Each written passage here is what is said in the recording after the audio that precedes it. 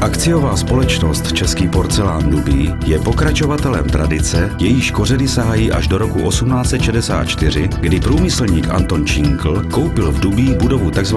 Dolního mlýnu a zavedl zde výrobu nejprve majoliky a o 10 let později porcelánu. Pro profilaci porcelánky měl dalekosáhlý význam rok 1885. Tehdy byla zahájena výroba rozsáhlého sortimentu uceleného porcelánového souboru podle vzoru vyráběného v porcelánové manufaktuře Míšeň.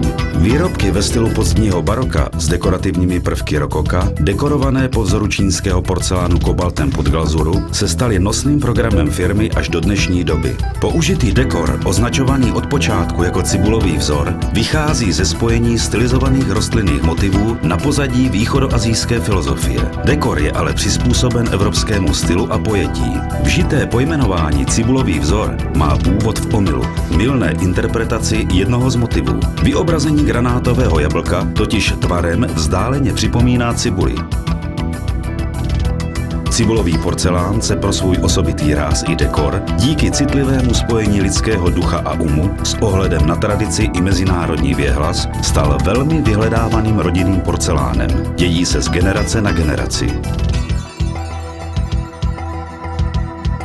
Díky trvanlivosti podglazurové dekorace a díky tomu, že se cibulák vyrábí celá dlouhá desetiletí beze změn tvaru a dekoru, je možné soupravu neustále doplňovat tradičními součástmi. Zároveň přicházejí na trh novinky, které doplňují soubory dekorativní i užitkové. Podívejme se teď, jak cibulák, symbol křehké krásy, užitečnosti a potěšení ducha, symbol jedinečnosti a světovosti, přichází na svět, jak se spojením lidského umu i něžných ženských rukou rodí.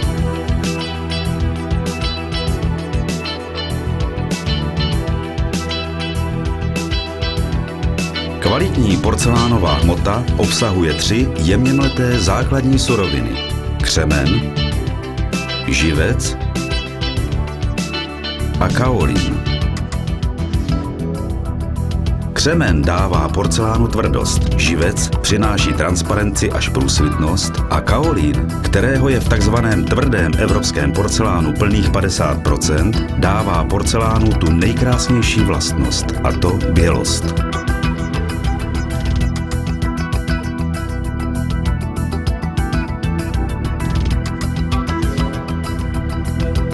Plastická porcelánová hmota se vkládá na dopravník a prochází vakuováním, aby z ní byl odstraněn vzduch. Krájí se na válečky, které jsou automaticky vkládány do příchozích sádrových forem. Mechanizovaný hrnčířský kruh vytočí výrobek, kterému vnější tvar udává forma a vnitřní tvar rotační šablona. Výtočky ve formách pak putují do sušárny. Vysušené polotovary v takzvaném koženém stavu jsou překládány na dopravník a jejich ostré okraje začišťovány. Po této operaci přichází lepení oušek a následné celkové sušení.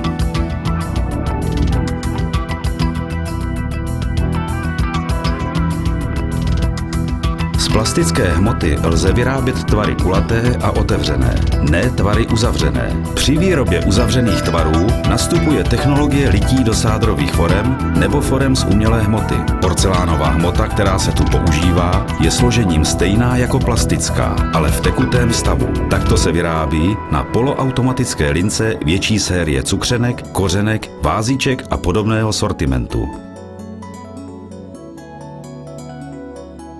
Víčka všech výrobků jsou opatřena úchytkami ve tvaru ručně modelovaných růžiček. Po úplném zaschnutí se výrobky retušují. Větší a složitější tvary, jako například čajové konve, se lijí na několik částí do sádrových forem a poté se lepí k sobě do konečného tvaru.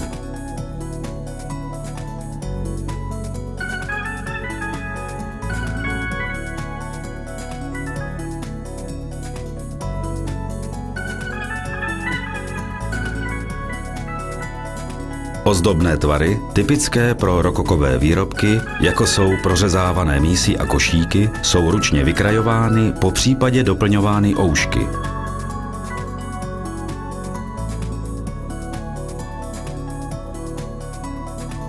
úplném zaschnutí jsou velmi pracně retušovány. V tomto stavu je porcelánový výrobek velmi křehký a náchylný k rozlomení.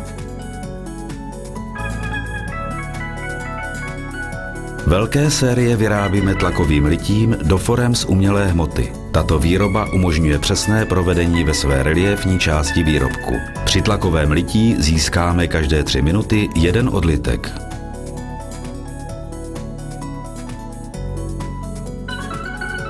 Výroba porcelánu je vysoce energeticky náročná, zejména kvůli sušení a pálení. Hledají se tedy nové technologické a výrobní cesty vedoucí k úspoře energií. V posledních letech byl vyvinut tzv. Izostatický lis. Ten pod vysokým tlakem lisuje talíře a jiné výrobky ze suchého porcelánového granulátu. Výroba, jak vidíte, probíhá plně automaticky a bez jakéhokoliv sušení.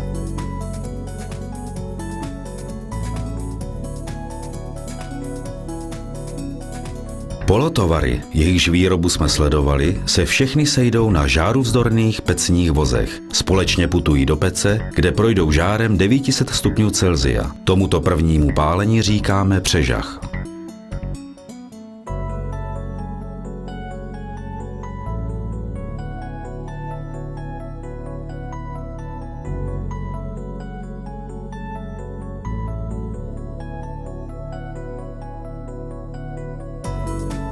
Existují pouze 4 továrny na světě, které vyrábí tzv. Cibulový dekor klasickým provedením. To znamená, že vzor se nanáší na biskvitový střep a teprve poté je opatřen glazurou. Celá dekorační procedura začíná právě zde. Dekor je vyryt do ocelových desek a na ty se stěrkou nanese kobaltové barvítko. Barva, zachycená v prohlubních desek, se lisováním nanese na navlhčený cigaretový papír.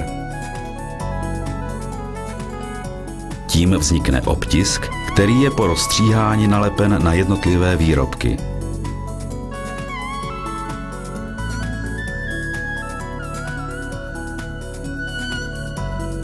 Po namočení lze cigaretový papír opět sejmout. V té chvíli je už dekor bezpečně přenesen na výrobek.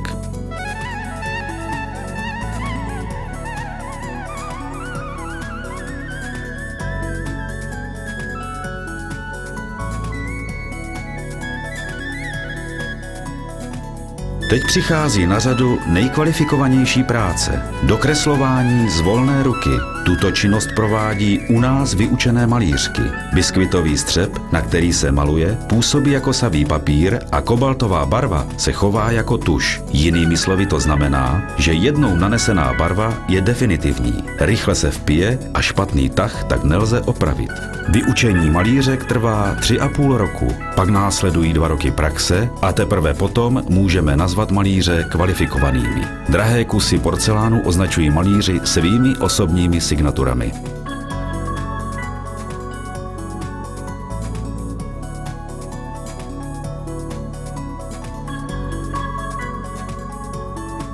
Tisknutí z ocelových desek i malování, které jsme viděli, se provádí oxidem kobaltu za použití mastných složek. Mastnota by ale činila potíže při glazování. Je proto nutné mastné složky odstranit v pořadí druhým vypálením, tentokrát při 700 až 800 stupních Celsia. Jelikož výrobky z cibulového porcelánu jsou velice pracné, je nutné také zachovat jejich vysokou kvalitu. Kontrola každého kusu probíhá před jeho předáním ke glazování a poslednímu pálení.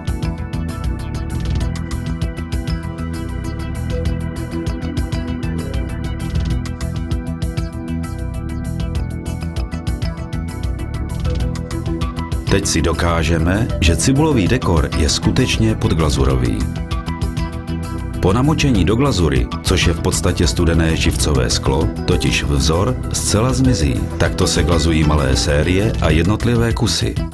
Každý výrobek po glazování musí projít operací, při které je setřena nožka výrobku, jinak by se výrobky při pálení přilepily k podložce. Toto už je strojové zařízení, které poloautomaticky glazuje velké kusy, tedy kusy, které jsou pro ruční glazování příliš těžké.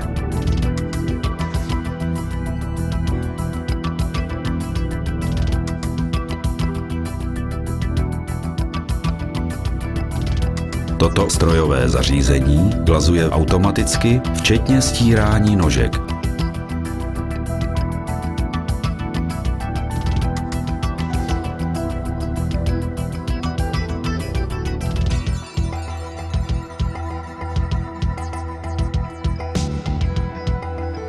Obsluha pouze výrobky překládá a následně vkládá do vysoce žáruvzdorných regálů, ve kterých se zboží pálí.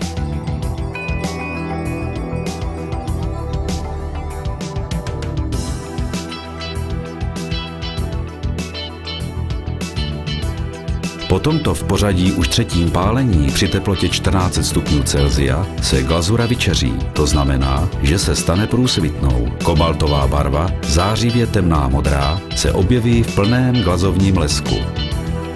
Typickou vlastností pod glazurou dekorovaného cibuláku je mírné rozpití jeho vzoru. Může za to částečné zatavení kobaltu do glazury. Kontury proto nejsou ostré, ale měkké.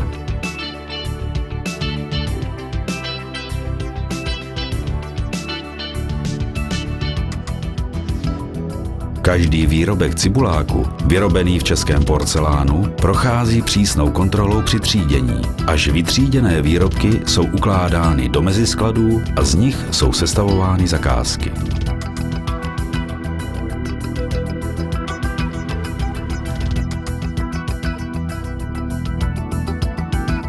Nacházíme se ve vzorkovně, kde jsou prezentovány všechny současně produkované výrobky, a to jak užitkového, tak i ozdobného a figurálního porcelánu. Vidíme zde sestavy jídelní soupravy, kávové soupravy, čajové i kuchyňské soupravy. Každý z 530 různých druhů cibulového porcelánu, které produkuje český porcelán, má svůj vlastní karton, který si továrna sama vyrábí. V něm už výrobky tradičního českého porcelánu putují k jednotlivým zákazníkům.